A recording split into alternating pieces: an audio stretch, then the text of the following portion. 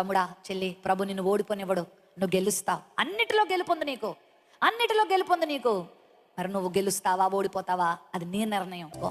నువ్వు నిలబడతావు, నువ్వు ఆశీర్వదించబడతావు, అనేకులకు దీవెనకరంగా ఉంటావు. దేవుడు నిన్ను నిలబెడతాడు, అనేకులకు మాదిరిగా దీవెనకరంగా నీ జీవితాన్ని దేవుడు చేస్తాడు. నాన్న కృంగిపోవద్దు, పాపానికి లొంగిపోవద్దు, దుష్ట స్నేహితులకి లొంగిపోకండి, పాపములో మునిగి తేలకండి, పాపాన్ని ఎదిరించండి. అందరు చేస్తున్నారు కదా నేను చేస్తే ఏంటి అనుకోబాక, అందరూ పడుతున్నారు గోతులో నేను కూడా పడితే ఏంటి అనుకోబాక. జయించు, పాపాన్ని జయించు, శరీరేచ్ఛలు జయించు, లోకాన్ని జయించు, సమస్యల్ని జయించు. సమస్యలు నేను జయించలేనని ఓడిపోకు, జయించే శక్తి దేవుడు నీకు ఇస్తాడు. జయించే శక్తి నీ దగ్గర లేదు, నీ ప్రభు దగ్గర ఉంది. దేవుడు నిన్ను నిలబెడతాడు. కుటుంబ పరిస్థితుల్ని జయించలేకపోతున్నావా? ఆర్థిక ఇబ్బందులు జయించలేకపోతున్నావా? అనారోగ్యాల్ని జయించలేకపోతున్నావా? నీ వల్ల కాదు, కానీ దేవుని వల్ల సాధ్యం.